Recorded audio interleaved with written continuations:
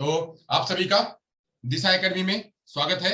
मैं संतोष सर आपके बीच में वृद्धि और विकास का जो भाग 2 है, जिसमें कि हम विकास की अवस्थाएं, विकास, वृद्धि और विकास में अंतर तथा उससे संबंधित कुछ तथ्यों की भी जानकारी आज करेंगे और कुछ प्रश्न की प्रैक्टिस भी, कुछ अभ्यास भी करेंगे। तो ज्यादा समय न लेते हुए हम शुरू करते हैं। आप लोग जो है इस वीडियो को अंत तक देखिएगा, लाइक करिएगा, शेयर करिएगा, ज्यादा लोगों तक पहुंचाइएगा। तो चलिए आगे चलते हैं। हमारा जो मुद्दा है वह हम आज भी बोर्ड पर से ही चलेंगे, बोर्ड के माध्यम से ही चलेंगे। तो जो लोग हैं वह ध्यान से समझेंगे, जहां कहीं नहीं समझ में आएगा वो हमसे पूछेंगे। ओके, तो इसको हम स्टॉप करते हैं। चलिए, बोर्ड तो सभी को दिख ही रहा है।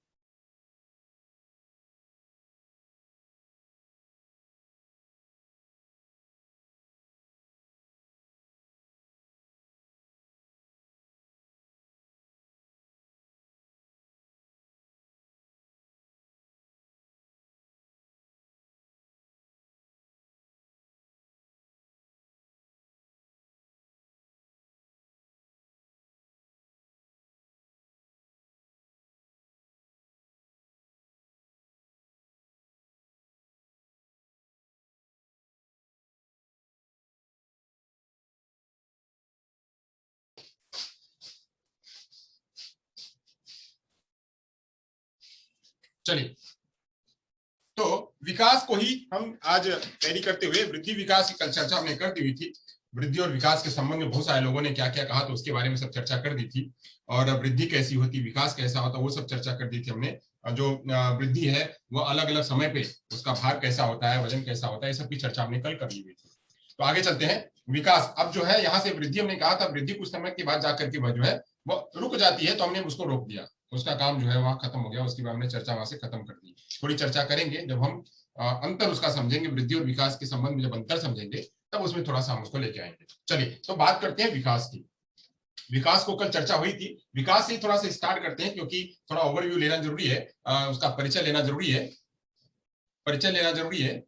तो परिचय लेते हैं। जो लोग आ रहे हैं उनको जोड़ते चलिएगा जरा प्लीज।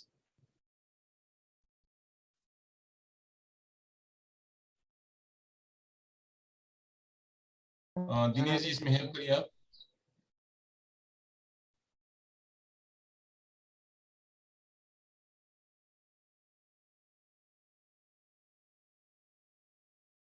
ओके, चलिए, 2 लोग।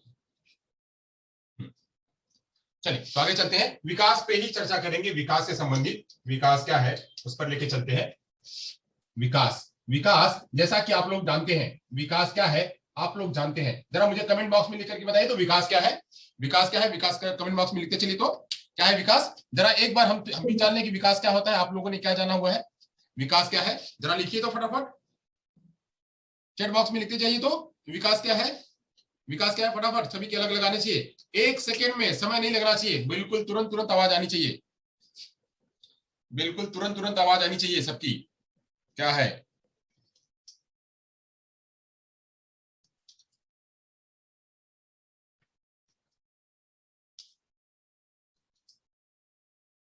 ओके। विकास निरंतर चलने वाली प्रक्रिया है, परिपक्वता की ओर बढ़ने वाली है, कंटिन्यूअस प्रोसेस है। ओके, चलिए, गुड गुड, बहुत बढ़िया। चित्रा ने कहा, सत्यपाल ने कहा, तो खाली यही लोग नहीं है, सभी लोगों का हमें जवाब चाहिए। सब लोग कुछ ना कुछ बोले। मैंने कल ही कहा था कि बोलना है यहाँ पे, खाली बैठ करके मुख जो है नहीं बनना है, खाली दर्शक नहीं बनना है, आपको यहाँ पे 2 वे प्रोसेस करना है। चलिए, तो सभी लोगों को बोलना है। जब बोला जाए तो कमेंट बॉक्स हमारा, चैट बॉक्स हमारा तुरंत भर जाए। एक बार हमने कहा नहीं कि चैट बॉक्स भर गया, ऐसा होना चाहिए। ओके, चलिए, तो बहुत सारे लोगों ने कहा कि यह जो है वह परिपक्वता की ओर बढ़ने की प्रक्रिया है और यह कंटिन्यूअस प्रोसेस है। चलिए, बहुत सारे लोगों ने कहा है इसमें, तो एक आध और देख लेते हैं। और क्या कहा है किसने, विकास क्या है, विकास जो है निरंतर चलने वाली प्रक्रिया, 3 ही लोगों ने कहा। चलिए, मात्र खाली 3 लोगों को ही समझ आया, इसका मतलब हमारे पास कुल मिलाकर के 24 लोग हैं, उसमें से खाली 3 लोगों को समझ में आया है। चलिए, बहुत बढ़िया रेशियो हमारा है। ऐसे ऐसे नहीं पढ़ाई होगी, हमको पूरा का पूरा चाहिए उषा। ओके, अभी आया गुणात्मक और मात्रात्मक में क्या है, परिवर्तन है, गुणात्मक मात्रात्मक परिवर्तन है। ओके, चलिए, इतना सभी लोगों ने जाना है। आगे चलते हैं। विकास क्या है, विकास क्या है, एक परिवर्तन, विकास परिवर्तन की एक ऐसी प्रक्रिया है, यानी विकास में परिवर्तन होता रहता है। क्या होता रहता है? परिवर्तन होता रहता है। तो परिवर्तन की एक ऐसी प्रक्रिया है, परिवर्तन की एक ऐसी प्रक्रिया है, परिवर्तन की एक ऐसी प्रक्रिया है जिसमें क्या होता है कि जो हर समय चलती रहती है, यह परिवर्तन जो है यह लगातार चलती रहती है। कब? यह जो है परिवर्तन लगातार चलती रहती है। यह परिवर्तन की एक ऐसी प्रक्रिया है जो लगातार चलती रहती है, यानी यह कंटिन्यूअस प्रोसेस है। यह कंटिन्यूअस प्रोसेस है, यानी यह लगातार चलती रहती है। मनुष्य की अभिवृद्धि और विकास मां के गर्भ से ही प्रारंभ होकर, यानी जो यह विकास है और साथ साथ में वृद्धि है, विकास है और साथ में वृद्धि, यह दोनों, वृद्धि और विकास, यह दोनों कहां से प्रारंभ होते हैं? तो मां के गर्भ से ही प्रारंभ हो जाते हैं। मां के गर्भ से ही, मां के गर्भ से ही प्रारंभ हो जाते हैं और कहां तक चलते हैं? कहां तक चलते हैं? कहां तक चलते हैं? या मृत्यु तक। और पूरे जीवन भर मां के गर्भ से प्रारंभ होते हैं और पूरे जीवन भर चलते हैं, और पूरे जीवन भर चलते हैं, यानी यह गर्भ से स्टार्ट होता है और जीवन भर चलता रहता है, जीवन भर चलता है। तो ऐसी जो है यह विकास की प्रक्रिया है। विकास के मुख्यतः 3 काल हैं। जो विकास है, अब यहां हम विकास को लेते हैं कि विकास जो है वह क्या है। परिवर्तन की लगातार चलने वाली प्रक्रिया है, परिवर्तनों की लगातार चलने वाली प्रक्रिया। सही बात है श्रेणीदार, बहुत बढ़िया। जो ऐसे ही आप सभी लोगों का हमको जो है वह सहभाग चाहिए। जिसको सहभाग नहीं करना है वह लेफ्ट हो सकता है, जिसको सहभाग नहीं करना है वह जो लेफ्ट हो सकता है। हमको सहभाग करने वाले, यानी जो यहाँ पे हमारे साथ में कंधे से कंधे मिला के चलने वाले हैं, वह लोग रहें तो ज्यादा बेहतर है, बोलने वाले लोग रहें तो ज्यादा बेहतर है। ओके, चलिए। दीनू ने भी कहा जीवंत पर्यंत चलने वाली प्रक्रिया है। सही बात है। चलिए अब आगे चलते हैं, आगे चलते हैं। तो विकास की जो विकास है, यह विकास का 3 चरण है, यानी यह 3 प्रकार की, क्या है इसकी? 3 प्रकार की, मुख्यतः 3 इसके काल होते हैं, इसके 3 ड्यूरेशन होते हैं, यानी 3 ड्यूरेशन में जो है विकास होता है। तो विकास होता है, तो विकास होने के लिए 3 काल कौन कौन से हैं? तो 3 काल होने के लिए जन्म पूर्व काल, जन्म पूर्व काल, और क्या? जन्म के समय का काल,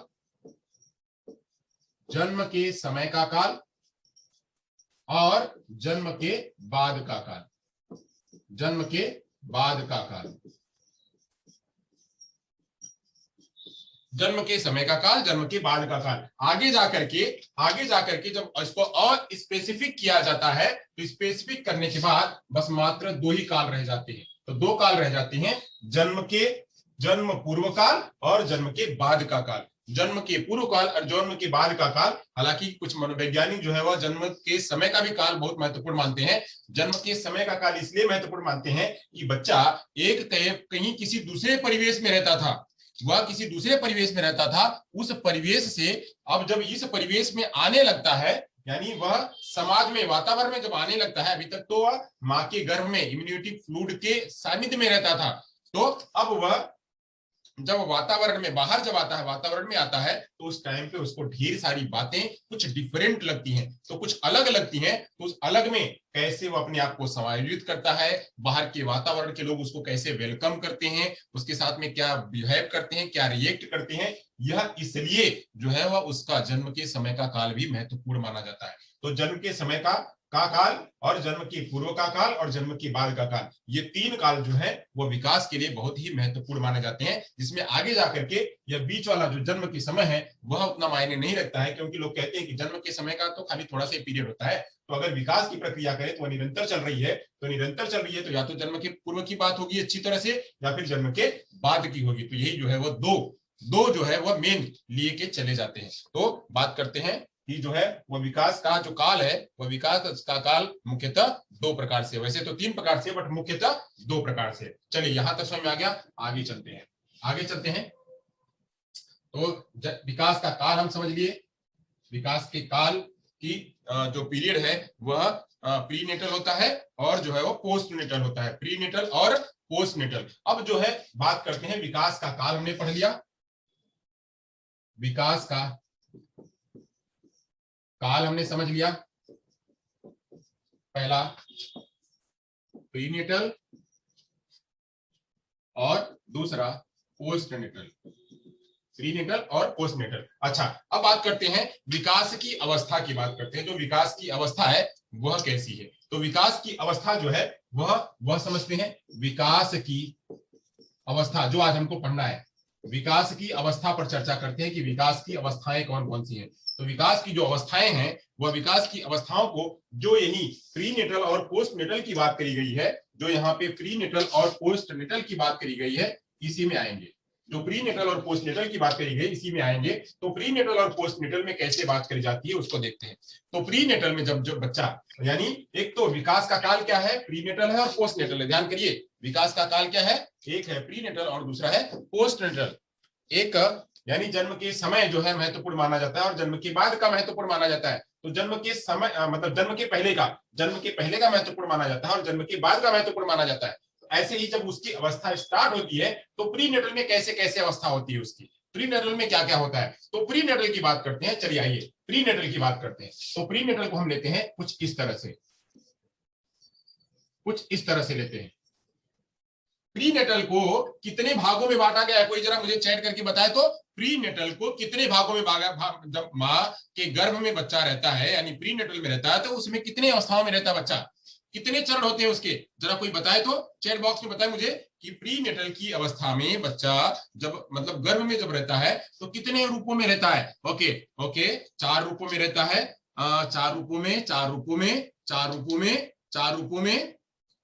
ओके, जवाब सभी क्या आने चाहिए, सही बात है, 4 रूपों में रहता है। तो 4 रूपों में कौन कौन से, चले एक एक की चर्चा करते हैं। तो एक है पहला, ये 2, ये है दूसरा, ये है तीसरा और ये है चौथा। यानी 4 रूपों में बच्चा जो है प्रीनेटल में उसका विकास होता है। 4 रूपों में प्रीनेटल में विकास होता है उसका। तो कैसे कैसे होता है चलिए जानते हैं। यानी प्रीनेटल यानी जन्म पूर्व का काल, जन्म पूर्व के काल में अवस्थाएं कौन कौन सी होती हैं। तो ये है पहली अवस्था और ये है दूसरी अवस्था, ये है तीसरी अवस्था और ये है चौथी अवस्था। 4 अवस्थाएं हैं। तो पहली अवस्था जो होती है उसे कहते हैं कॉन्सेप्शन। जो पहली अवस्था होती है उसे कहते हैं कॉन्सेप्शन। कॉन्सेप्शन का मतलब होता है कि गर्भावस्था। यह पहले दिन की स्थिति होती है जिस दिन भ्रूण का संचालन जो है होता है। भ्रूण का जो संचालन होता है उस दिन यह पहली अवस्था होती है। तो इसलिए इसका जो समय है वह कितने दिन का माना गया है, इसका समय जो है वह 1 दिन का माना गया है। इसका जो कॉन्सेप्शन है वह 1 दिन का माना गया है। यानी 1 दिन ही मेल फीमेल का जो मिलन है वह 1 दिन का ही है, या जो जंतु जानवर है उनका जो मिलन है वह 1 दिन का ही है। तो 1 दिन, तो इसीलिए कहते हैं उसको कॉन्सेप्शन। उसके बाद हम आगे बढ़ते हैं तो उसे कहते हैं जो दूसरी वाली अवस्था को कहते हैं ओवम। OVUM, ovum. इसको हिंदी में कहते हैं डिंबावस्था। क्या, डिंबावस्था कहते हैं। हिंदी में इसको कहते हैं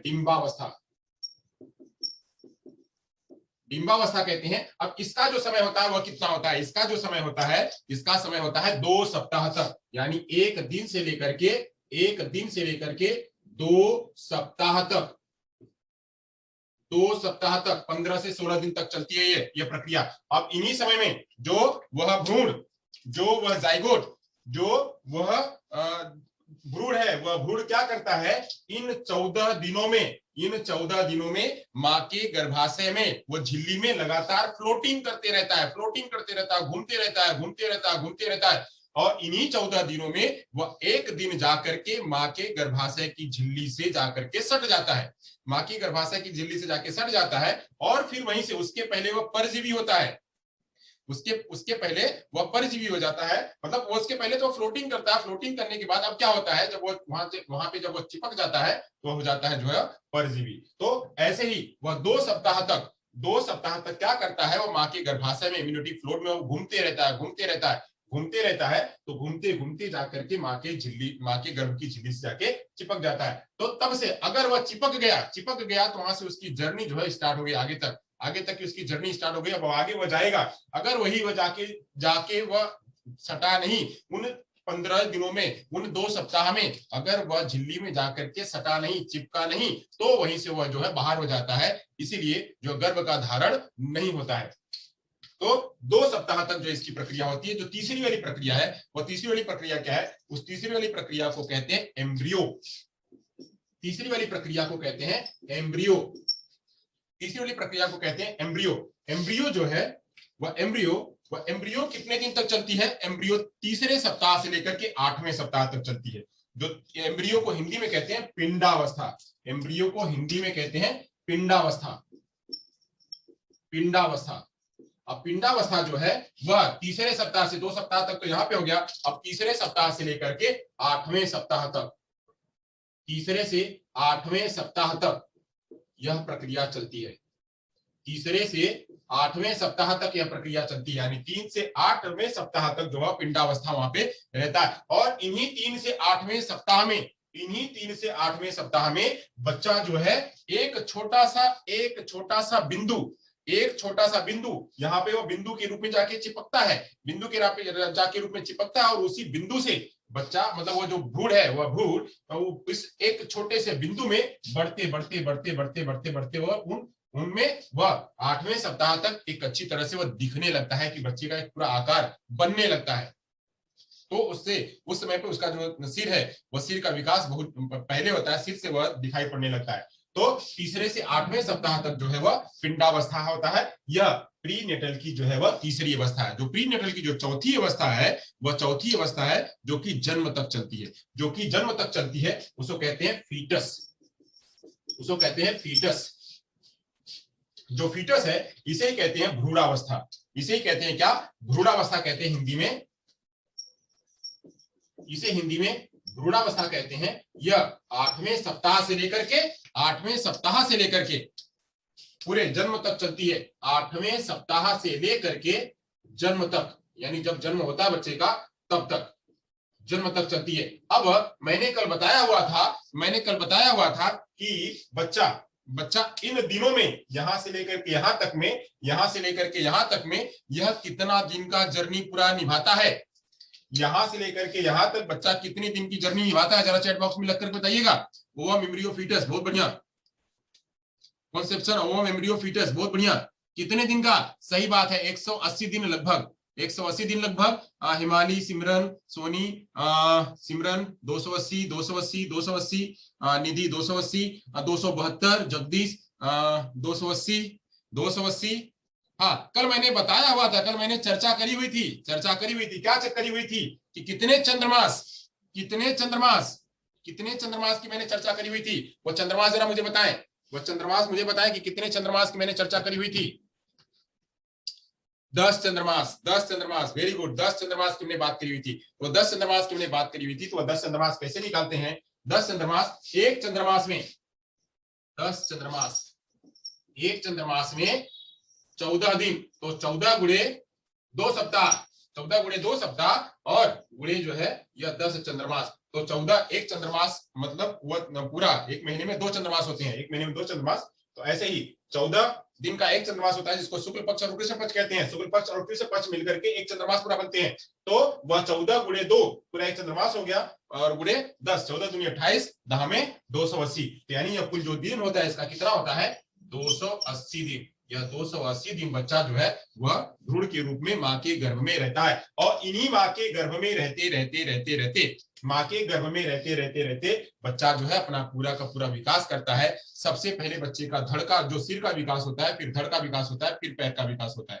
तो शुरू में सिर का विकास जो है बहुत ज्यादा होता है। तो इसका भी चार्ट है, इसका भी ग्राफ है। हम जब आगे शारीरिक विकास पढ़ाएंगे तो मैं उसमें आपके साथ में चर्चा करूंगा। तो ओके, ये हो गया प्रीनेटल की अवस्था जो है मैंने आपके सामने चर्चा करी कि प्रीनेटल में कैसे विकास होता है। तो कॉन्सेप्शन होता है, ओवम होता है, एम्ब्रियो होता है, फीटस होता है। तो कॉन्सेप्शन जो है वो 1 दिन का होता है, जो ओवम होता है वह 2 सप्ताह का होता है, जो एम्ब्रियो होता है वह 3 से 8 सप्ताह का होता है, और जो फीटस होता है वह 8 से लेकर के 8वें सप्ताह से लेकर के जन्म तक चलता है, तो ऐसे कुल मिलाकर के 280 दिन, हाँ 14 धन 14 बराबर 28 गुणे 10 बराबर 280। बहुत बढ़िया श्रेणीदान, बहुत बढ़िया, बहुत बढ़िया आप चल रहे हैं, ऐसे ही सभी लोग चलिए तो बहुत अच्छा होगा। चलिए अब बात करते हैं, अब बात करते हैं जो है हम जन्म के बाद की अवस्था। जन्म के बाद की अवस्था जो है, वो जन्म के बाद की अवस्था मेनली जो है वह 5 रूपों में चलती है। जन्म के बाद की अवस्था जो है वो मेनली 5 रूपों में चलती है। वह कौन कौन सी है, आइए देखते हैं। यहाँ पे 4 है और यहाँ पे जो जन्म के बाद की व्यवस्था है वह 5 है। 5 को हम इसको अलग अलग रूपों में जानेंगे, अलग अलग रूपों में जानेंगे, वह क्या होती हैं वह जानेंगे, वह जानेंगे। तो पहले को कहते हैं क्या, जो पहली अवस्था होती है जन्म के बाद की अवस्था, किसकी अवस्था, जन्म के बाद की, यानी पोस्टनेटल। पोस्टनेटल जन्म के बाद की जो अवस्था होती है, जो उसमें पहली जो अवस्था होती है, उस पहली अवस्था को कहते हैं क्या, शैशवावस्था या इन्फेंसी। शैशवावस्था या इन्फेंसी, इन्फेंसी या शैशवावस्था। जो इसको मोटा मोटा रूप में जानते हैं वह जानते हैं 0 से लेकर के 5 वर्ष। जो इसको मोटा मोटा रूप में जानते हैं 0 से लेकर के 5 वर्ष, यानी इसके लिए अलग अलग रूपों ने, अलग अलग लोगों ने अलग अलग रूप बताया है, बट अभी मैं 0 से 5 वर्ष लेके चल रहा हूँ। 0 से 5 वर्ष जो है वह शैशवावस्था होता है। इसको अलग अलग लोगों ने अलग अलग तरीके से बताया है। 0 से 5 वर्ष, अभी मैं आपके लिए इतना ही बताता हूँ, 0 से लेकर के 5 वर्ष। अच्छा, 0 से 5 वर्ष तक हो गया इन्फेंसी। अब जो दूसरा वाला हमारा पीरियड होता है, उस दूसरे वाले पीरियड को कहते हैं क्या, चाइल्डहुड। दूसरे वाले पीरियड को कहते हैं चाइल्डहुड, बाल्यावस्था। क्या कहते हैं उसको, बाल्यावस्था। तो बाल्यावस्था जो है वो बाल्यावस्था कब चलता है, बाल्यावस्था कब चलता है, जरा कोई चैट बॉक्स में बताए तो, बाल्यावस्था कब तक चलता है। तो बाल्यावस्था जब चलता है तो चैट बॉक्स में लिख करके बताए कोई तो। बाल्यावस्था जो है वह 6 वर्ष से लेकर के 5 तक, जो हो गया 6 वर्ष से लेकर के 12 वर्ष तक, 6 वर्ष से लेकर के 12 वर्ष तक, 6 से 12 वर्ष तक जो है वह क्या होती है, बाल्यावस्था चलती है। अच्छा, अब इसके बाद आता है क्या, किशोरावस्था, जिसको कहते हैं एडोलसेंस। एडोलसेंस जिसको कहते हैं किशोरावस्था, एडोलसेंस। एडोलसेंस, एडोलसेंस जो है, या एडोलसेंस कब चलता है, एडोलसेंस का मतलब होता है किशोरावस्था। किशोरावस्था वह 13 से लेकर के 18 या 19 वर्ष तक चलता है। 18 या 19 वर्ष तक चलता है। जो किशोरावस्था है वह किशोरावस्था यह 13 से लेकर के 13 वर्ष से लेकर के 13 से लेकर के 18 या 19 वर्ष तक चलता है।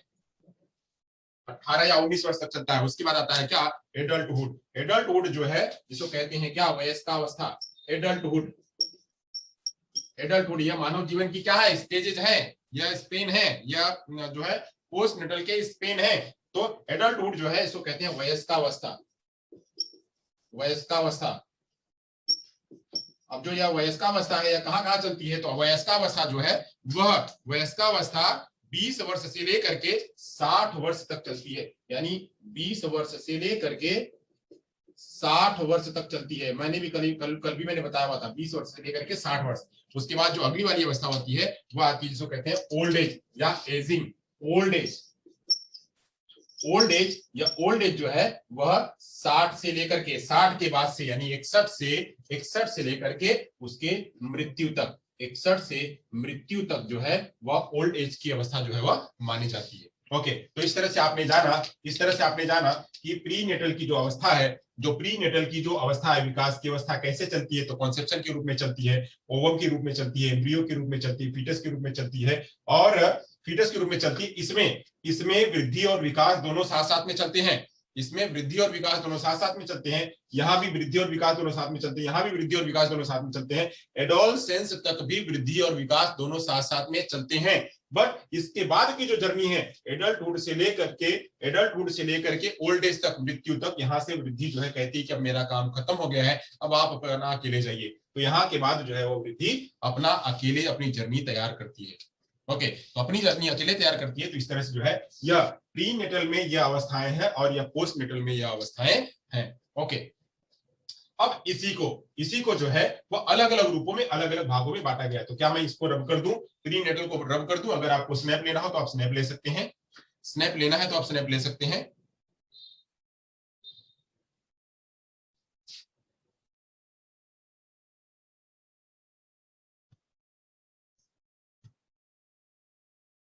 या नहीं करना है तो मैं यहीं से शेयर कर देता हूं, आपको यहां से देख लीजिए। चलिए अब ये जो है इसमें दिया हुआ है, यानी बच्चा जब जन्म लेता है यहीं से इन्फेंसी पीरियड में जब वो न्यू बॉर्न होता है, यानी ये वह बर्थ से लेकर के 2 वीक तक उसको न्यू बॉर्न कहा जाता है। बर्थ से लेकर के जो 2 वर्ष तक की 2 वीक की जो समय होती है, बर्थ से 2 वीक तक की समय को कहते हैं न्यू बॉर्न। न्यू बॉर्न मतलब अभी नया नया बच्चा पैदा हुआ, अभी नया नया पैदा हुआ है तो उसे न्यू बॉर्न कहते हैं। न्यू बॉर्न का कॉन्सेप्ट आप याद रखिएगा, किसका कॉन्सेप्ट? न्यू बॉर्न का कॉन्सेप्ट। ये मैं मिटा देता हूं, इसमें इसी में चर्चा करता हूं, इसी में चर्चा करता हूं। चलिए जब मैं ये मुझे यही चर्चा करना है तो फिर मैं इसको यहां से स्टॉप कर देता हूं शेयर। चलिए मैं यही चर्चा करता हूं, यही पे चर्चा करता हूं। शैशवावस्था के जो पीरियड है, शैशवावस्था के पीरियड को अलग अलग रूपों में बांटा गया है। यानी शैशवावस्था को कैसे बांटा गया है? 1 2 1 2 दो रूपों में, शैशवावस्था को 2 रूपों में बांटा गया है। तो 2 रूपों में बांटा गया है। कैसे बांटा गया है? बांटा गया है इसी में, हाँ इसी में उसको चाइल्डहुड के रूप में भी जाना गया, मतलब इसी को 3 रूपों में माना गया। ओके चलिए यही बात करते हैं। तो शैशवावस्था में इन्फेंसी, एक को कहते हैं न्यू बॉर्न। न्यू बॉर्न मतलब अभी जो बच्चा हाल में पैदा हुआ है, तो ये होता है जो ये इसकी अवस्था होती है जन्म से लेकर के 2 वीक, 0 से लेकर के 2 वीक तक, 2 वीक तक होती है न्यू बॉर्न। उसके बाद जो होता है वो इन्फेंसी होता है, इन्फेंसी आता है। इन्फेंसी जो है वह इन्फेंसी कहां तक चलता है? इन्फेंसी पीरियड जो है वह 2 वीक से लेकर के 2 साल तक, 2 वीक से लेकर के 2 ईयर तक चलता है, इन्फेंसी पीरियड होता है। उसके बाद जो है वह इन्फेंसी पीरियड का अगला जो प्री चाइल्डहुड उसको कहते हैं, उसको कहते हैं प्री चाइल्डहुड या अर्ली चाइल्डहुड। अर्ली चाइल्डहुड जो अभी कॉन्सेप्ट आया है उसका नाम आया है अर्ली चाइल्डहुड। अर्ली चाइल्डहुड जो होता है वह अर्ली चाइल्डहुड होता है 3 से लेकर के 5 वर्ष तक, 3 से लेकर के 5 या 6 वर्ष तक उसको कहते हैं अर्ली चाइल्डहुड। तो अर्ली चाइल्डहुड ये वाला जो कॉन्सेप्ट है ये इसका है, न्यू बॉर्न, इन्फेंसी और अर्ली चाइल्डहुड। तो ये हो गया। फिर ऐसे जब चाइल्डहुड आता है तो चाइल्डहुड को जो है वह उसको लेट मतलब उसको उसको जो है वह चाइल्डहुड और उसको क्या कहते हैं? दूसरा कहते हैं कनेक्टिंग एज। कनेक्टिंग एज कहते हैं। ओके तो ये आपके ग्राफ में वहां पे दिया हुआ है, वहां से आप देख लीजिएगा। तो 3 से लेकर के 6 वर्ष तक जो ये वाली अवस्था है इसको कहते हैं 3 से लेकर के 6, मतलब ये तो हो गया, ये हो गया। आगे चलते हैं 7 से लेकर के 12 वर्ष, ये जो पूरी अवस्था होती है 7 से लेकर के 12 वर्ष तक की होती है, जो चाइल्डहुड की अवस्था होती है। उसके बाद जो किशोरावस्था होती है एडोलसेंस, उसको मैंने यहाँ पे बता दिया 13 से लेकर 18 या 19 वर्ष तक की होती है। जो एडल्टहुड है, एडल्टहुड को 2 भागों में बांटा गया है, एक को कहते हैं अर्ली एडल्टहुड और दूसरे को कहते हैं लेट एडल्टहुड। एडल्टहुड को ही 2 भागों में बांटा गया है, इसको ही 2 भागों में अर्ली के रूप में, अर्ली एडल्टहुड और लेट एडल्टहुड। अर्ली एडल्टहुड और लेट एडल्टहुड। अर्ली एडल्टहुड जो है वो 20 साल से 40 साल तक, यह 20 वर्ष से लेकर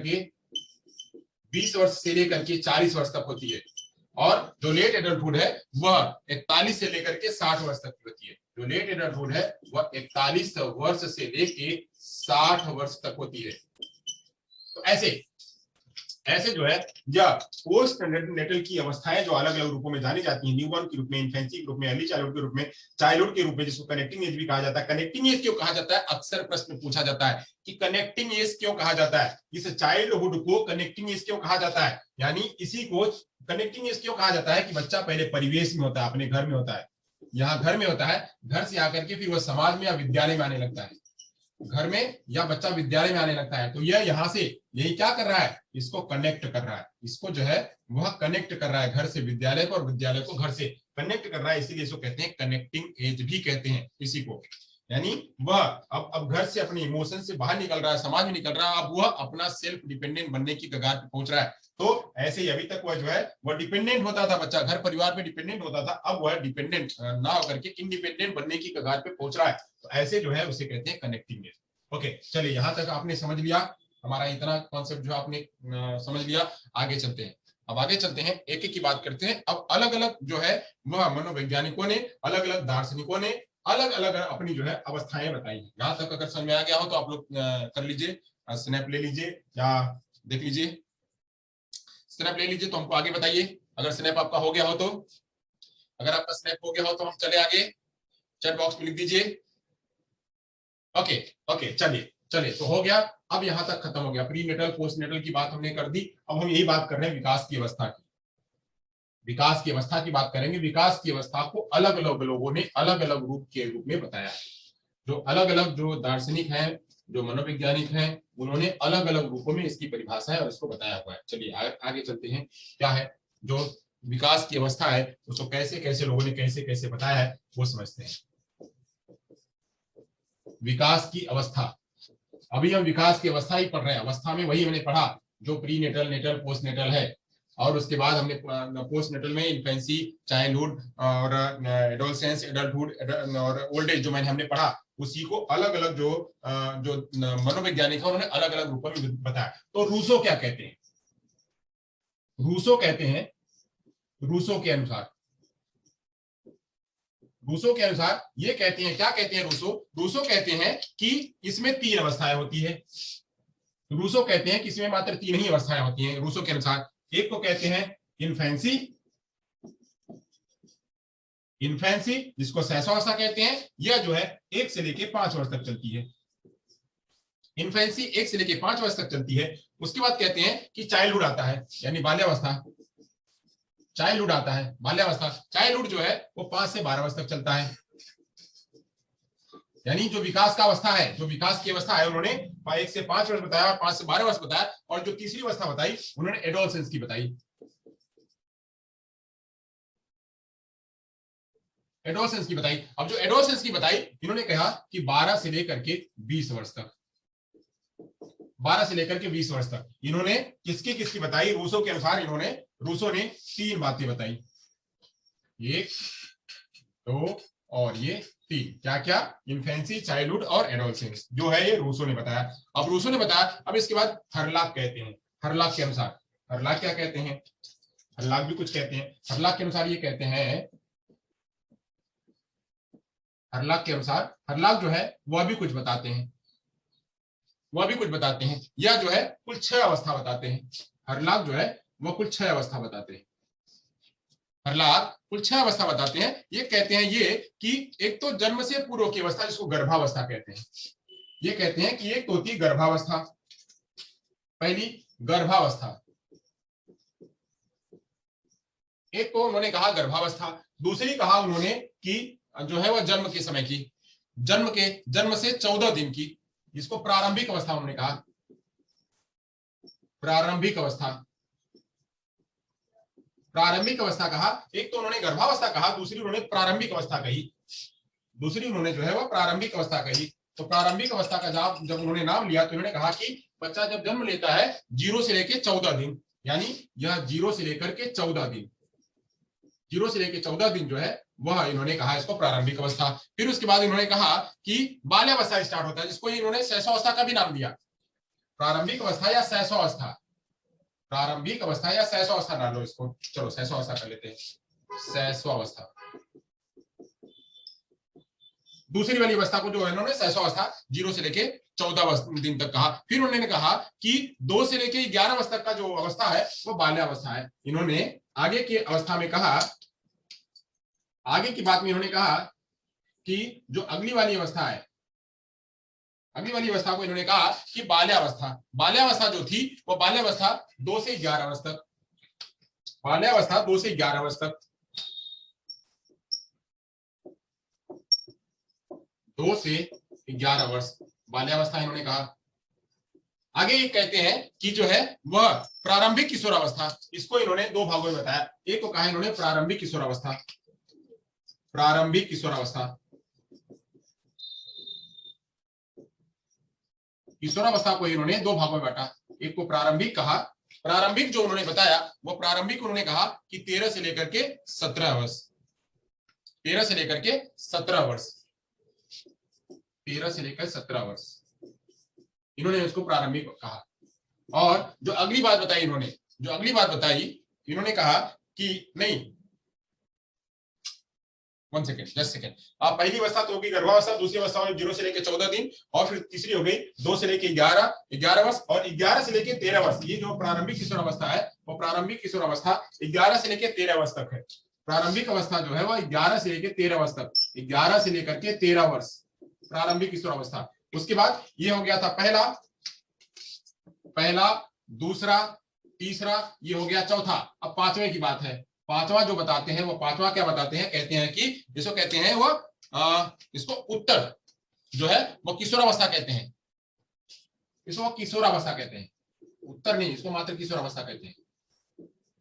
कौन? हरलॉफ कहते हैं जो पांचवी अवस्था उसको किशोरावस्था उन्होंने कहा, जो कि जो है 13 से 17 वर्ष तक चली, 13 से 17 वर्ष। और फिर जो अंत में उन्होंने बात करी, उन्होंने कहा उत्तर किशोरावस्था, इसको उन्होंने कहा, इसको उत्तर किशोरावस्था, उत्तर किशोरावस्था कहा। जो उत्तर किशोरावस्था की उन्होंने बात करी, इन्होंने कहा 15 से लेकर के 21 वर्ष तक, 15 वर्ष से 21 वर्ष तक उत्तर किशोरावस्था का नाम दिया। यानी ऐसे ही जो है वह अलग अलग भागों को अलग अलग रूपों में उन्होंने नाम दिया। एक को कहा उन्होंने गर्भावस्था, दूसरे को कहा उन्होंने शैशवावस्था, तीसरे को उन्होंने कहा बाल्यावस्था, और चौथे को उन्होंने कहा जो प्रारंभिक किशोरावस्था, फिर पांचवें को कहा उन्होंने किशोरावस्था, और छठवें को कहा उन्होंने उत्तर किशोरावस्था। यानी एक जो है वो पहली गर्भावस्था, दूसरी शैशवावस्था, तीसरी बाल्यावस्था, जो चौथी है प्रारंभिक किशोरावस्था, उसके बाद की किशोरावस्था और उत्तर किशोरावस्था। ये जो है हरलॉक ने अपने विकास की अवस्था में इस प्रकार से वर्णन किया। चलिए अब आगे चलते हैं। आगे जो है वह सेले क्या कहते हैं। अब सेले के अनुसार सेले भी कुछ कहते हैं, चलिए यहां तक हम जो है यहाँ इसको सेले को लेते हैं। अब यहां तक हमारा खत्म हो गया। अब अगला लेते हैं सेले। सेले क्या कहते हैं? सेले के अनुसार इन्होंने भी 3 अवस्थाएं बताई। जैसे जो है रूसो ने बताया वैसे ही इन्होंने भी 3 अवस्थाएं बताई, शैशवावस्था, बाल्यावस्था और किशोरावस्था। शैशवावस्था, बाल्यावस्था और किशोरावस्था इन्होंने भी कहा कि जो है वह 3 ही होते हैं, इन्फेंसी, चाइल्डहुड और एडोलसेंस। अब इन्होंने इसकी अवस्थाएं वही, इसको कहा उन्होंने 0 से 5 वर्ष, और इसको उन्होंने कहा 6 से 12 वर्ष, और इसको उन्होंने कहा 13 से 18 वर्ष। ये जो है एक एक दिन जो है इसमें उन्होंने बढ़ा दिया, 1 अवस्था, 2 अवस्था और 3 अवस्था। ये सेले ने बताया। अब रास जो है, रास भी बताते हैं, रॉस कहते हैं। यानी रॉस के अनुसार, रॉस क्या कहते हैं, रॉस के अनुसार क्या है वह रॉस क्या बताते हैं? रॉस जो है वह बताते हैं कि 4 अवस्थाएं हैं। रॉस के अनुसार कुल 4 अवस्थाएं, 1, 2, 3 और 4। 4 अवस्थाएं क्या क्या है? तो 4 अवस्थाओं को एक उन्होंने कहा इन्फेंसी, दूसरे को उन्होंने कहा कि प्री यानी अर्ली चाइल्डहुड, एक दूसरे को उन्होंने कहा अर्ली चाइल्डहुड, और दूसरे को कहा उन्होंने लेट चाइल्डहुड। और जो चौथी वाली अवस्था थी, चौथी वाली अवस्था को उन्होंने कहा कि एडोलसेंस। अब इसकी उन्होंने जो है इन्होंने उसका उम्र बता दी, जो है 1 से लेके 3 वर्ष।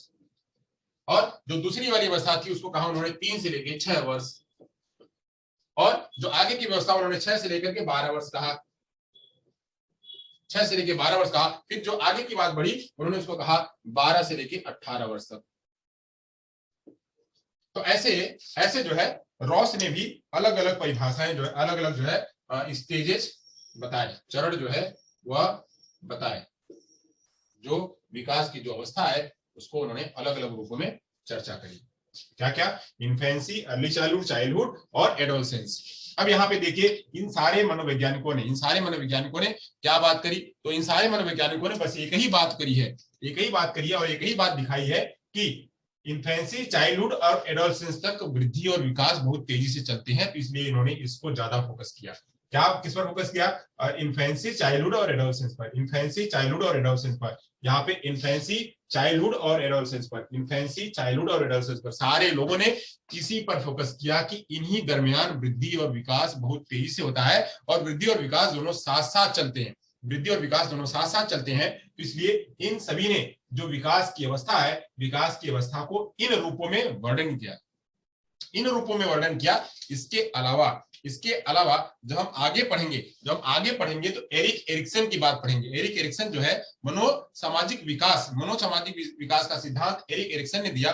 जब उनकी बात करेंगे, उन्होंने कुल 8 चरण बताए, 8 कुल चरण बताए। उन 8 चरणों में उन्होंने सबकी बात करी है। उन्होंने इन्फेंसी की बात करी है, उन्होंने अर्ली चाइल्डहुड की बात करी, उन्होंने लेट चाइल्डहुड की बात करी है, उन्होंने जो है एडोलसेंस की बात करी है, उन्होंने एडल्टहुड की बात करी है, अर्ली एडल्टहुड की बात करी है, लेट एडल्टहुड की बात करी है, ओल्ड एज की बात करी हुई है। यह सब अवस्थाओं को उन्होंने वर्णित किया हुआ है अपने 8 चरणों में। किसने?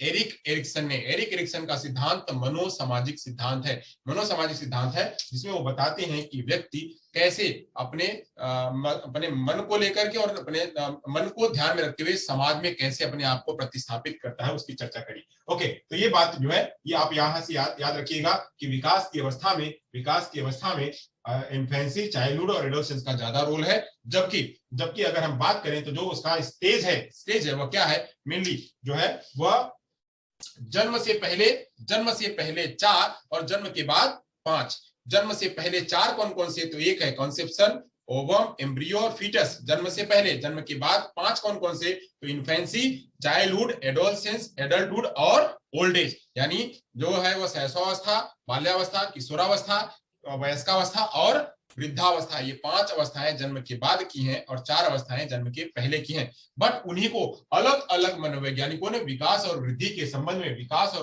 संबंध में अलग अलग रूपों में इसका वर्णन किया है, जो मैंने आपको यहाँ पे समझाया है। अगर कभी प्रश्न पूछाता है, कोई प्रश्न पूछता है कि रूसो के अनुसार जो है वह क्या है, रूसो के अनुसार जो चाइल्डहुड का जो विकास वह कब होता है, तो आप इन सारी बातों को ध्यान रखिएगा। मैंने इसलिए आपको बताया है, ये फैक्ट मैं आपको इसलिए बता रहा हूं कि एग्जाम में अगर इस प्रकार के प्रश्न आते हैं तो आप याद रखिएगा। बस मात्र मोटे मोटे याद रखेंगे तो प्रश्न आपका कहीं गलत हो सकता है, तो गलत ना हो इसलिए ये सारी बातें आप जो है वह याद रखिए, नोट करे रहिए। चलिए, अगर आपने स्नैप ले लिया है तो हम आगे बढ़ते हैं। अगर आपने स्नैप इसका ले लिया हो तो आगे बढ़ते हैं। मैं इसीलिए आपको अलग अलग रूपों में अलग अलग कलर करके आपको अलग अलग तरीके से समझा रहा हूं ताकि आपको याद रहे। अगर हो गया हो तो आगे बढ़े। आपने ले लिया? Done done, good good. चलिए तो आगे चलते हैं। अगर आपको कुछ नहीं समझ में आया हो तो आप जो है अपनी आवाज को अनम्यूट कर लीजिएगा। अपनी आवाज को अनम्यूट करके हमें बोल दीजिएगा, तो हम जो है उस पर चलेंगे, आगे चलेंगे। अब हम यहाँ से आगे चलेंगे। हमारा जो स्टेज, विकास की जो अवस्था है, स्टेज डेवलपमेंट के जो स्टेज थे वह खत्म हुआ यहाँ पे कि कौन कौन से स्टेज में डेवलपमेंट होता है। तो मेनली जो है वह चाइल्डहुड, एडोलसेंस, इन्फेंसी, चाइल्डहुड और एडोलसेंस में होती है। उसके अलावा जो है ओल्ड एज, एडल्टहुड और ओल्ड एज में भी होती है। चलिए, ओके, यहाँ तक हो गया। अब आगे चलते हैं। हाँ जी सर, आपने हरलोक में 5 अवस्था बताई ना, तो लास्ट वाली अवस्था है उत्तर किशोरावस्था। हरलोक में 6 अवस्था बताई। हरलोक में 6, 5 नहीं 6। ओके। पहली जो थी वह गर्भावस्था। हाँ, पहली जो थी वह गर्भावस्था। जो दूसरी थी वह थी क्या? वह थी जो इन्फेंसी यानी शैशवावस्था। और जो तीसरी थी वह तीसरी क्या थी? तो बाल्यावस्था। और जो चौथी थी, अब चौथी में ही 3 रूप बट गए। पहली गर्भावस्था, दूसरी शैशवावस्था, तीसरी बाल्यावस्था। अब जो चौथी है, चौथी 3 रूप में बट गए, जिसको कहते हैं क्या? जिसको कहते हैं, पहले वाले को कहते हैं कि प्रारंभिक किशोरावस्था। इसको ऐसे याद रखिएगा, प्रारंभिक किशोरावस्था और उत्तर किशोरावस्था। प्रारंभिक किशोरावस्था और उत्तर किशोरावस्था। तो ऐसे जो है वह इन रूपों में 6 रूपों में, गर्भावस्था, शैशवावस्था, बाल्यावस्था, प्रारंभिक किशोरावस्था और उत्तर किशोरावस्था के रूप में हरलॉक ने समझाया। आगे समझ में हिमाली बेन? Yes sir. हिमाली बेन? Yes sir. ओके, चलिए। हाँ, तो अब आगे चलते हैं, आगे की बात करते हैं। अब हम इसी इसी कड़ी में अब हम दोनों के बीच में अंतर जानेंगे, दोनों के बीच में अंतर जानेंगे कि वृद्धि और विकास में अंतर क्या होता है। एक है वृद्धि और दूसरा है विकास। वृद्धि और विकास के बीच में अंतर जानते हैं हम। वृद्धि और विकास के बीच में एक जो है लाइन खींच देते हैं, वृद्धि और विकास के बीच में एक लाइन खींच देते हैं, यानी वृद्धि क्या है और विकास क्या है, इन्हीं में आएंगे। एक तरफ है वृद्धि और दूसरी तरफ है विकास। चलिए, वृद्धि और विकास के बीच में हमने लाइन खींच दी। अब ये लाइन पे आप ध्यान रखेंगे।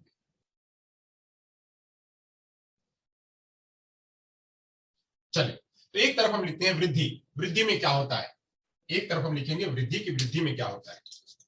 वृद्धि में क्या होता है, वृद्धि में क्या होता है, जो वृद्धि है वह वृद्धि जीव में एक शारीरिक परिवर्तन है, यानी जीव के रूप में, यानी जो है वो क्या है, वह बात करें तो जैविक या जीव, जैविक शारीरिक परिवर्तन है।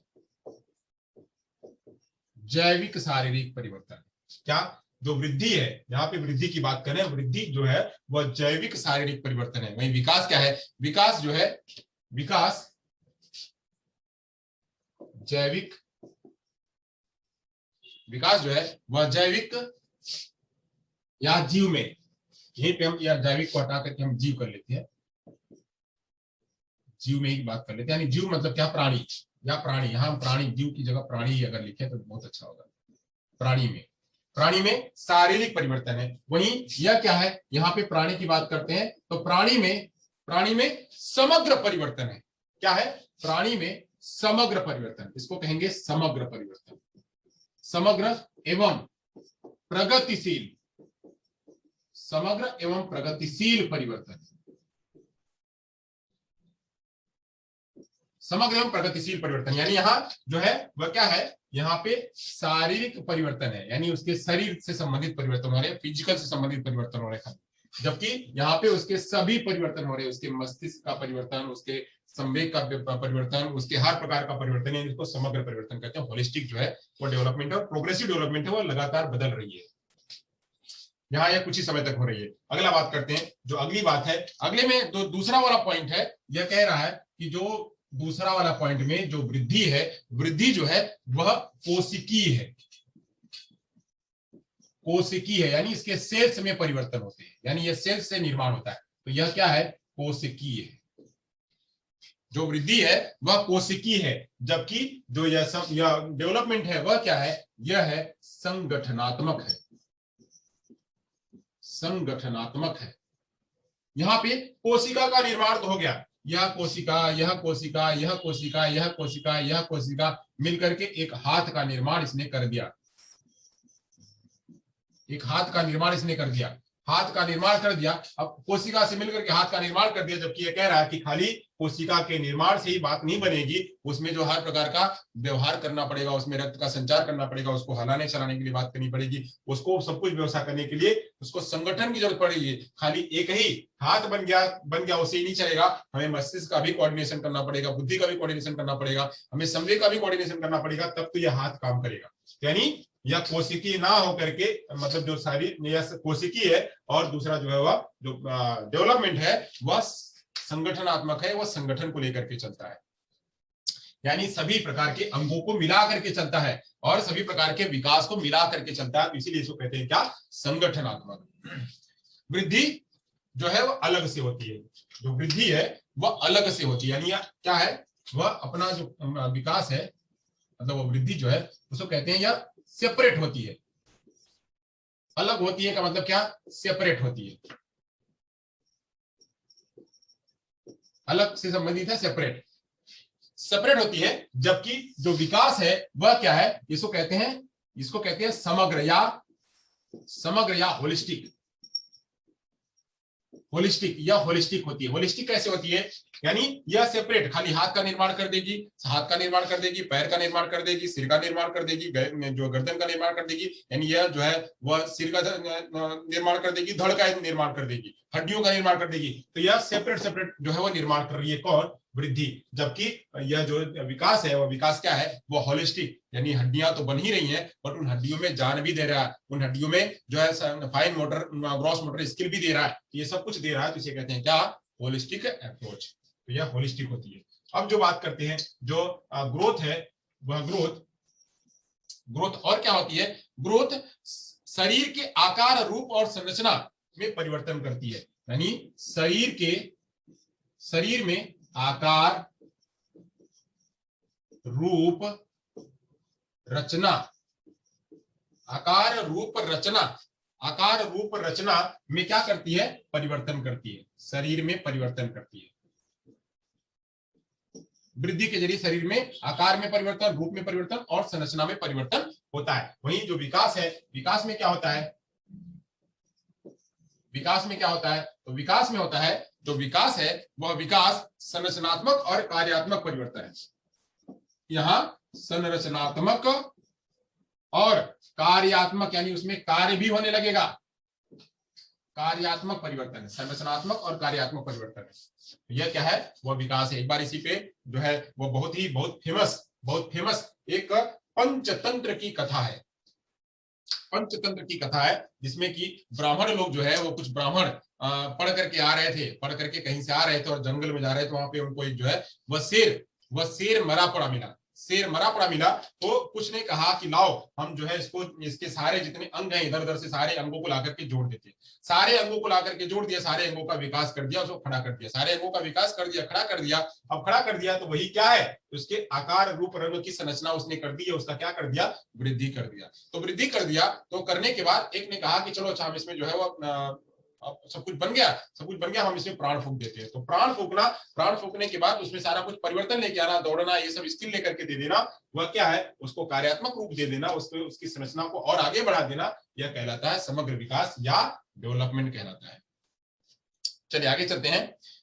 वृद्धि जो है परिपक्वता का पर जाकर के रुक जाती है, यानी जब वृद्धि एक किसी परिपक्व पर हो जाती है, वह बढ़ जाती है, वहां तक अब उसके बाद संभावना नहीं बढ़ने की, तो वही जाकर के रुक जाती है, यानी परिपक्वता पर रुक जाती है, परिपक्वता पर जाकर के रुक जाती है वृद्धि। जबकि यह क्या है, यह मृत्यु तक चलती है, मृत्यु तक या जीवन पर्यंत चलती है। विकास जो है वह जीवन पर्यंत मृत्यु तक चलती है। जबकि यह परिपक्वता पर, परिपक्व व्यक्ति 18 साल का हो जाता है, अब उसके बाद 19 साल का हो जाता है, उसके बाद बढ़ने के चांसेस नहीं है, तो यहाँ जाकर के रुक जाएगी, जबकि यह जो है आगे तक चलती रहती है। जो वृद्धि है वह विकास का ही एक हिस्सा है। छठवां कह रहा है कि यह विकास का ही एक हिस्सा है, यानी विकास का ही एक पार्ट है, विकास का हिस्सा है।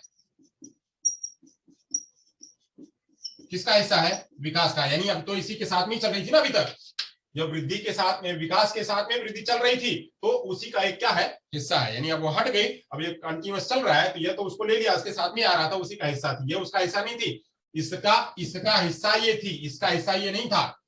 तो ऐसे कहते हैं कि विकास का एक क्या है, हिस्सा है। तो वहीं जो ये क्या है, विकास में वृद्धि भी शामिल है, यानी जो विकास है, इस विकास में वृद्धि भी शामिल है, यानी वृद्धि इसके अंदर ही है, विकास में वृद्धि शामिल है। यानी जो कुछ भी डेवलपमेंट होगा, उस डेवलपमेंट में पहले उसका ग्रोथ भी हुआ होगा। जो भी डेवलपमेंट हुआ होगा, चाहे यह जो है मेंटल डेवलपमेंट हुआ होगा, तो मेंटल डेवलपमेंट होने से पहले मेंटल का ग्रोथ भी हुआ होगा, मेंटल का ग्रोथ हुआ होगा। जो शरीर का विकास हुआ, उस शरीर के विकास होने से पहले शरीर का ग्रोथ भी हुआ होगा।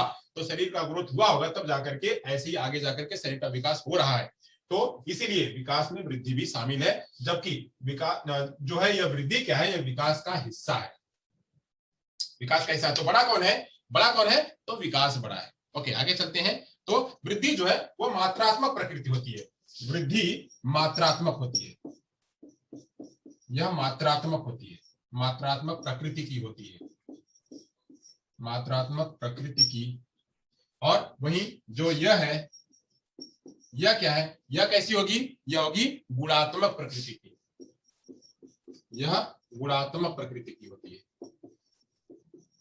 जो विकास है वह गुणात्मक प्रकृति का होता है। अब जो वृद्धि को क्या है, जब ये मात्रात्मक है, सही बात है, अगर मात्रात्मक है तो इसको क्या कर सकते हैं, देख सकते हैं, यानी इसको देखा जा सकता है, इसको देखा जा सकता है।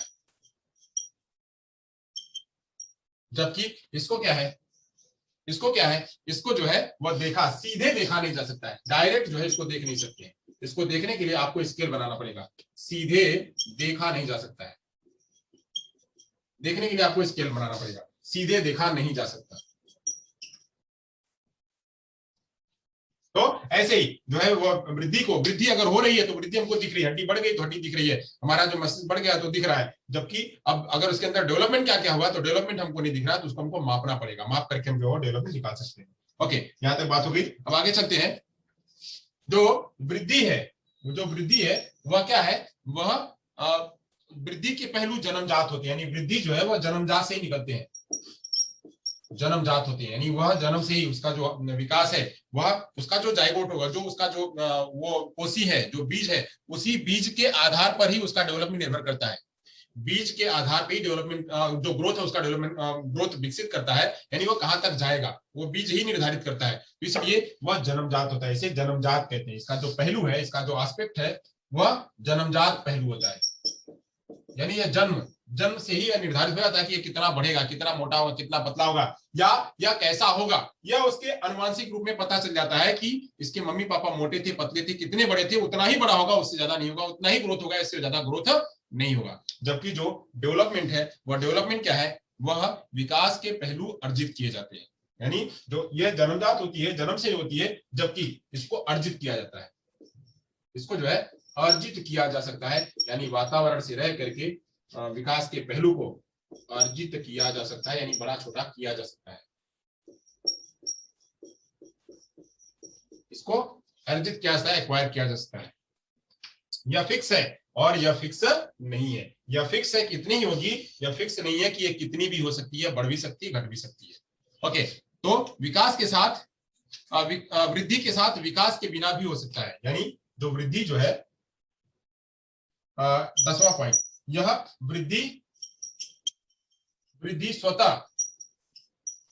स्वतः भी और साथ साथ में विकास के साथ में भी, यानी यह विकास के साथ में और विकास के बिना भी बात करें तो विकास के साथ में भी और विकास के बिना भी हो सकती है।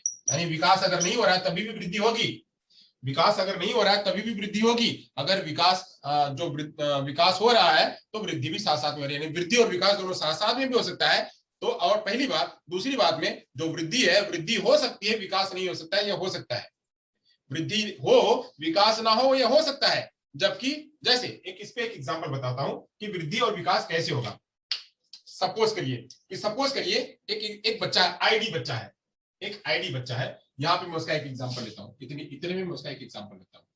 एक आईडी बच्चा है, इंटेलेक्चुअल डिसेबल बच्चा है, एक इंटेलेक्चुअल डिसेबल बच्चा है या एक सीपी बच्चा, अगर आप लोगों ने दोनों बच्चों को देखा होगा, एक इंटेलेक्चुअल बच्चा है या एक सीपी बच्चा है। इंटेलेक्चुअल बच्चा जैसे जैसे उसकी उम्र बढ़ेगी वैसे वैसे उसका सब कुछ बढ़ेगा, उसकी मूछें आएंगी, वह मोटा होगा, पतला होगा, वह सब कुछ होगा। जब उसके बाद जब वो 18 साल का हो जाएगा तो उसके बाद उसका ग्रोथ जो है वो रुक जाएगा, ग्रोथ रुक जाएगा। जबकि सब कुछ तो हो गया, ग्रोथ वहां तक तो हो गई है, वो पहुंचा दी, यानी मूछें आ गई, बड़ा हो गया, मोटा हो गया, सब कुछ हो रहा है, सब कुछ वहां तक हो गया, बट उसमें जो है विकास नहीं हुआ, उसमें सामाजिक विकास नहीं हुआ, उसमें संवेगात्मक विकास नहीं हुआ, उसमें विकास नहीं हुआ। यानी इसका मतलब क्या है कि विकास कभी कभी कुछ कंडीशन में विकास तो साथ साथ में चलती है वृद्धि के, बट कुछ कंडीशन में वृद्धि जो है अपने आप चलती है, अपने से चलती है, विकास नहीं भी हो सकता है, तो यही इसमें इस वाली लाइन में कहा जा रहा है कि विकास के साथ में भी चल सकती है और विकास के बिना भी चल सकती है। अब यहाँ पे यह जो विकास है, यह इसमें क्या कह रहा है कि बिना वृद्धि के संभव है, यानी यह क्या है, यह बिना वृद्धि अब इसका भी एग्जांपल बिना वृद्धि के संभव है, इसका भी एक एग्जांपल बताता हूं, बिना वृद्धि के संभव है। आप लोगों ने देखा होगा डॉर्फ, डॉर्फ यही पे एग्जांपल ले लेते हैं डॉर्फ का। डॉर्फ लोगों को आपने देखा होगा, डॉर्फ बौने लोग, बौने लोगों को आपने देखा होगा। तो बौने लोग क्या होते हैं, बौने लोग इतने ही होते हैं, बौने लोग इतने ही होते हैं, उनकी हाइट नहीं बढ़ती है, उनकी हाइट नहीं बढ़ती है, वह बहुत मोटे नहीं होते हैं, बट फिर भी उनका हर विकास होता है, उनका संज्ञान बड़ा होता है, उनका इमोशन बड़ा होता है, उनका समाज बड़ा होता है, बहुत सारा कुछ उनका बड़ा होता है। तो ऐसे यहाँ पे जो विकास है, विकास वृद्धि के बिना संभव है, विकास वृद्धि के बिना हो सकता है। अगर वृद्धि ना हो तभी भी विकास हो सकता है। वृद्धि अगर छोटी हो जाए, बच्चा छोटा ही रह गया, बड़ा नहीं, एकदम बिल्कुल छोटा ही रह गया, बड़ा नहीं, तभी भी उसका विकास हो सकता है। जबकि विकास जो है, विकास वृद्धि के साथ में चलती है और कभी कभी विकास वृद्धि के बिना भी चलती है। यहाँ पे दोनों बातें हैं, यहाँ पे बस मात्र एक ही बात है कि यह वृद्धि विकास जो है अपने आप ही चलती है। तो यहाँ तक मैंने जो है आपको ये अलग अलग अंतर जो बताए कि वृद्धि और विकास में क्या अंतर है। तो वृद्धि जो है उसमें शारीरिक परिवर्तन होता है, इसमें समग्र परिवर्तन होता है। वृद्धि में कोशिकीय के रूप में परिवर्तन होता है, इसमें संगठनात्मक परिवर्तन होता है। जो वृद्धि जो है वह अलग से होती है, जबकि समग्र रूप में होती है। ये इसके शरीर में आकार रूप संरचना में परिवर्तन होते हैं, इसके संरचनात्मक कार्यात्मक परिवर्तन होते हैं। या परिपक्वता पर जाकर के रुक जाती है, जबकि यह मृत्यु पर्यंत तक चलती रहती है।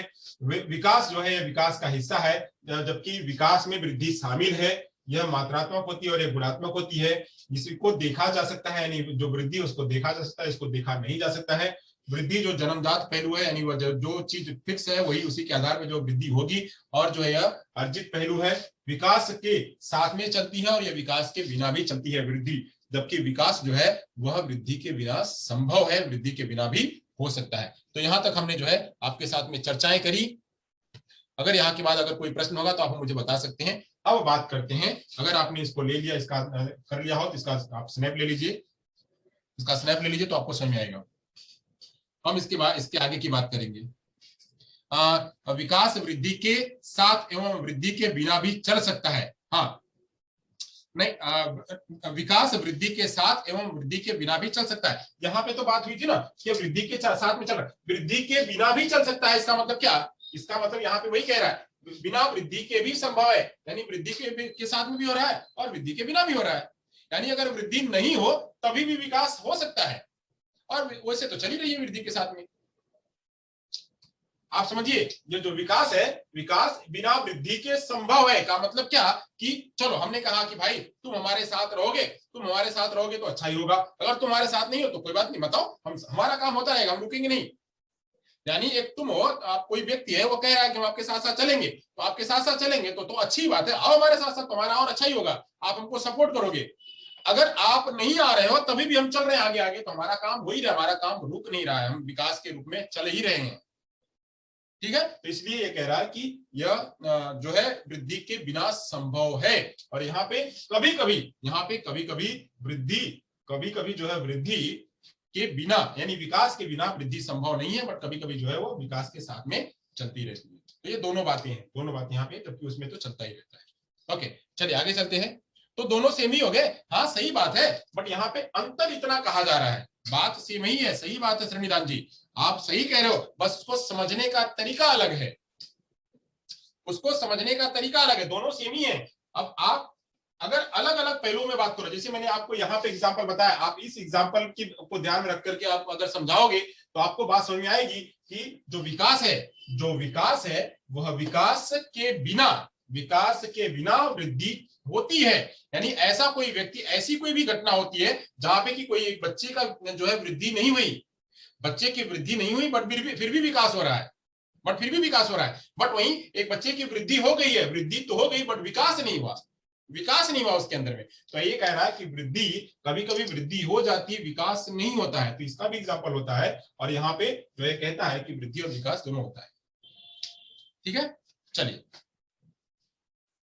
अब आगे बात करते हैं, ये अगर हो गया हो तो मिटाए। अब आगे बात करते हैं कि इसको प्रभावित करने वाले कारक क्या है, वृद्धि और विकास को प्रभावित करने वाले कारक क्या है, कारक की बात कर लेते हैं। कारक, कुछ कारक तो हर जगह एक ही जैसे मिलते हैं, तो क्या क्या कारक हो सकते हैं जरा आप मुझे चैट बॉक्स में लिख करके बताइए। तो चैट बॉक्स में लिखिए, तब तक मैं जो है इसको मिटाऊं। चैट बॉक्स में बताइए कि जो है क्या क्या ऐसे कारक हो सकते हैं जो वृद्धि और विकास को प्रभावित करते हैं, जो वृद्धि और विकास को प्रभावित करते हैं, ऐसे कौन कौन से कारक होते हैं? फटाफट लिखिए, इतनी देर नहीं लगना चाहिए। वृद्धि और विकास को प्रभावित करने वाले कारक कौन कौन से हैं?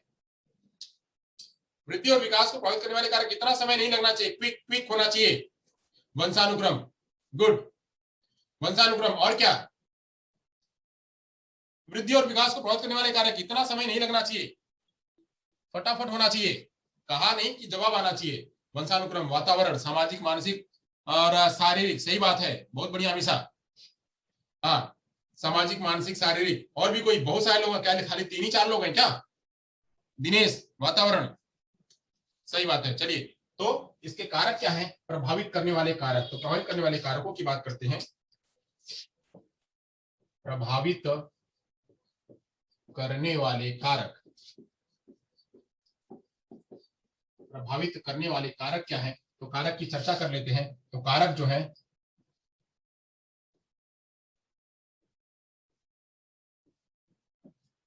पहला तो किसी ने कहा क्या? पहला किसी ने कहा कि वातावरण। वंशानुक्रम किसी ने कहा, तो पहले वंशानुक्रम को लिख लेते हैं। वंशानुक्रम जो है इसको प्रभावित करता है, यानी जितना उसके जीन जो है वो अच्छे होंगे उतना ही होगा। ओके, श्रेणीदान, संवेगात्मक। ओके, चलिए, बहुत बढ़िया। तो वंशानुक्रम पहला। दूसरा क्या? वातावरण। वातावरण भी प्रभावित करता है। और क्या प्रभावित करता है? तो वातावरण के साथ साथ में माँ का गर्भाशयी, जो माँ का जो गर्भाशयी पीरियड था, गर्भाशयी जीवन था, यह भी उसमें शामिल करता है। माँ का जो गर्भाशयी जीवन था, यानी उस समय पे बच्चा कैसा पालन पोषण उसका हुआ, माँ का गर्भाशयी जीवन, माँ का जो गर्भाशयी जीवन है यह भी प्रभावित करता है। और क्या प्रभावित करता है? पोषण, जो बच्चे का खान पान कैसा होगा, बच्चा जैसा खान पान होगा, माता का जैसा खान पान होगा, वैसा ही उसका जो है वो होगा। अंतःस्रावी ग्रंथियां, उसके अंदर कौन कौन सी अंतःस्रावी ग्रंथियां हैं? अगर अंतःस्रावी ग्रंथियां बहुत बढ़िया है तो उसका सभी विकास जो है वह अच्छी तरह से होगा। अंतःस्रावी ग्रंथियां, अंतःस्रावी ग्रंथियां भी जो है वह वृद्धि और विकास को प्रभावित करती हैं, वो वृद्धि और विकास को प्रभावित करती हैं। प्रजाति, वह किस प्रजाति का है, जो व्यक्ति है वह किस प्रजाति का है, वह भी उसमें जो है वह करता है। तथा सामाजिक आर्थिक स्थिति, बच्चे की सामाजिक आर्थिक स्थिति कैसी होगी उस पर भी उसका वृद्धि और विकास प्रभावित करेगा। अगर उसको खान पान अच्छा है तो वह जो है अच्छे से उसका विकास होगा। सामाजिक आर्थिक स्थिति, तो ये जो है इतने इसके क्या है, इसके अलग अलग कारक हैं जो कि उसको प्रभावित करते हैं। किसको प्रभावित करते हैं? वृद्धि और विकास को। तो वृद्धि और विकास को प्रभावित करने वाले कारक कौन कौन से हैं? तो वंशानुक्रम है, वातावरण है, माँ का गर्भाशयी जीवन है, पोषण है, अंतःस्रावी ग्रंथियां है, प्रजाति है, और क्या? सामाजिक आर्थिक स्थिति है। सही बात है सुनील बगाड़िया, पोषण, मैंने यहाँ पोषण लिखा है तो पोषण भी है, सही बात है। चलिए, तो यहाँ तक हो गया। चलिए अब आगे चलते हैं, आगे की बात करते हैं। आगे क्या है? आगे में मैं कुछ तथ्य बताता हूँ, वह कुछ तथ्य आप लोग नोट करे रहिए। यहाँ पे जो है वो वृद्धि और विकास का जो काम है वो खत्म होता है। कुछ तथ्य हैं, मैं उसको शेयर करता हूं आपके साथ में, बताता हूं कि जैसे अभिवृद्धि, अभिवृद्धि से आधे शरीर तथा शारीरिक अंगों के भार तथा आकार की दृष्टि से वृद्धि होना, जिसका मापन संभव है, सॉरिसन कहते हैं। सॉरिसन कहते हैं, सॉरिसन कहते हैं, इनके अनुसार ये कहते हैं कि अगर आप वृद्धि के आधे शरीर तथा शारीरिक अंगों के भार तथा आकार की दृष्टि से वृद्धि होना, यानी जो वृद्धि है यह वृद्धि के शारीरिक, वृद्धि के शारीरिक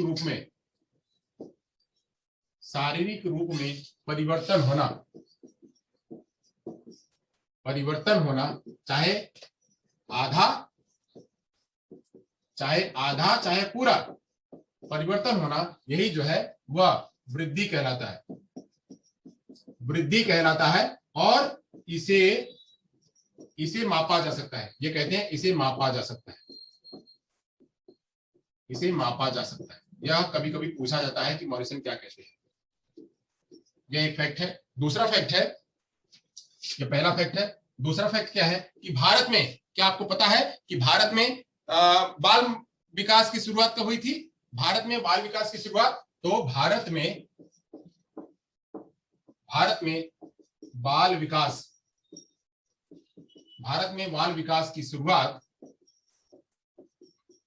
भारत में बाल विकास की शुरुआत जो है वह 1930 में हुई थी। कब? 1930 में हुई थी। अब यह 1930 में कब हुई थी? तो 1930 में जब हुई थी तो 1930 में करने का सबसे पहली बार बाल विकास का जो है सबसे पहली बार जो है वह 1774 में, सबसे पहली बार 1774 में पेस्टोलॉजी ने इसका प्रयोग किया। पेस्टोलॉजी ने इसका प्रयोग किया बाल विकास का, यानी सबसे पहली बार बाल विकास के रूप में अध्ययन जो है 1774 में पेस्टोलॉजी ने शुरू किया। और ऐसे ही 19वीं सदी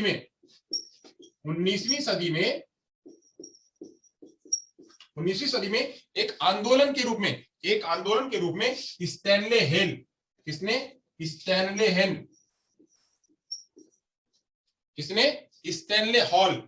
स्टैनली हॉल जो है, उन्होंने स्टैनली हॉल ने पूरा आंदोलन चला करके बाल विकास पर काम शुरू किया। इसीलिए इन्हें स्टैनली हॉल को क्या कहते हैं? बाल विकास का जन्मदाता भी कहते हैं। बाल विकास का जन्मदाता भी जो है स्टैनली हॉल को कहते हैं। क्यों? क्योंकि इन्होंने ही आंदोलन चला करके बाल विकास को आगे बढ़ाया। तो याद रखिएगा, हम बाल विकास पढ़ रहे हैं, चूंकि चाइल्ड साइकोलॉजी पढ़ रहे हैं, तो इसलिए हमको ये जानना जरूरी है कि भारत में बाल विकास की शुरुआत कब हुई थी? 1930 में। और पहली बार बाल विकास की शुरुआत कब हुई थी, यानी उसको सोचा किसने था? तो पेस्टोलॉजी ने। बट उसको आंदोलन करके सभी तक पहुंचाने का काम किसने किया? तो स्टैनली हॉल ने। इसलिए इनको जो है वो जन्मदाता कहते हैं। इनकी महत्वपूर्ण भूमिका थी, इसीलिए इनको जो है वो जन्मदाता कहते हैं 19वीं सदी में। ओके, तो इतना तक हम समझ गए। अब बात करते हैं, विकास एक सतत प्रक्रिया है। अगला जो फैक्ट है वह कोई कहता है कि विकास एक सतत प्रक्रिया है।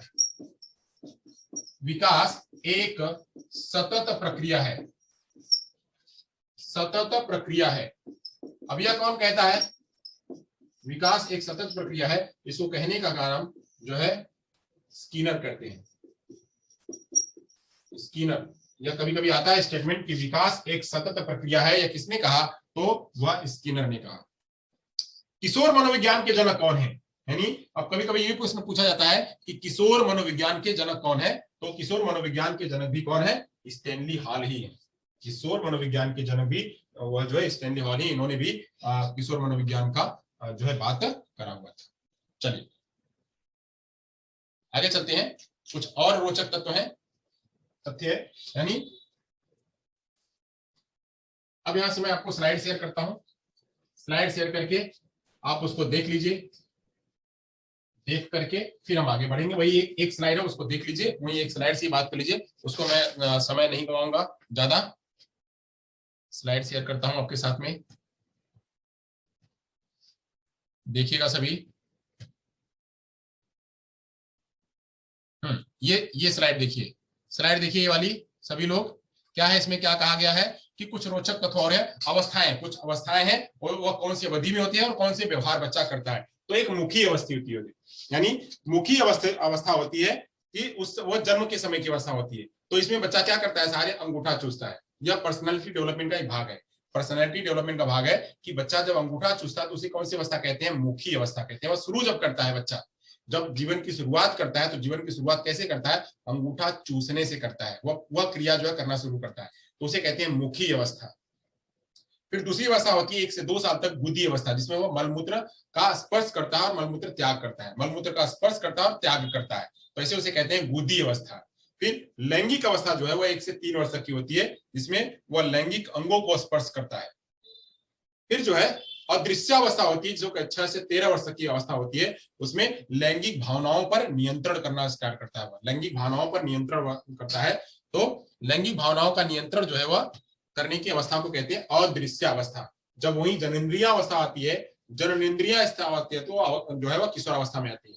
इसे विषम लिंगीय लोगों के प्रति, यानी लड़का का लड़की के प्रति और लड़की का लड़के के प्रति जो है आकर्षण बढ़ता है। तो ऐसे जो है वह इसको जननेंद्रिय अवस्था भी कहते हैं। ये मुखी अवस्था, गुदी अवस्था, लैंगिक अवस्था, अदृश्य अवस्था, जननेंद्रिय अवस्था, यह भी आपके लिए जरूरी है क्योंकि इस पर भी प्रश्न आते हैं। चलिए अब यहां तक हमारा जो है वो काम खत्म होता है। आज मैंने आपके लिए क्या क्या पढ़ाया? तो मैंने सबसे पहले तो आपको विकास पढ़ाया कि विकास क्या होता है, विकास के बाद मैंने जो है विकास की अवस्था बताई। विकास की अवस्था को मैंने प्री नेटल और पोस्ट नेटल के रूप में बताया। प्री नेटल के रूप में मैंने 4 बताए, पोस्ट नेटल के रूप में मैंने 5 बताए, लाइफ स्पेन बताया, सभी का मैंने एक्सप्लेनेशन किया। फिर मैंने विकास की अवस्थाओं में अलग अलग जो मनोवैज्ञानिक हैं, अलग अलग जो दार्शनिक है, उनके बारे में बताया कि रूसो ने क्या कहा, हरलॉक ने क्या कहा, कौन सी अवस्था बताई, सेले ने क्या कहा, रॉस ने क्या कहा, ये सब मैंने आपके साथ में चर्चा करी। फिर मैंने आपको वृद्धि और विकास के अंतर को बताया कि वृद्धि और विकास में क्या क्या अंतर होता है, वो बताया। उसको बताने के बाद मैंने बताया कि इस वृद्धि और विकास को प्रभावित करने वाले कारक कौन कौन से हैं, ये भी मैंने आपके साथ में चर्चा करी। तो कुछ रोचक तथ्य भी बताया। उस रोचक तथ्य में जो 2 बातें बहुत खास थी, वो पहली बात थी कि बाल विकास की शुरुआत कब हुई और सतत और जो है वो धीमी प्रक्रिया होती है विकास की, वह किसने कहा, तो वह स्किनर ने कहा। ये बातें मैंने आपको बताई। अब जो है यहाँ हमारा काम, अब जो पढ़ाने का काम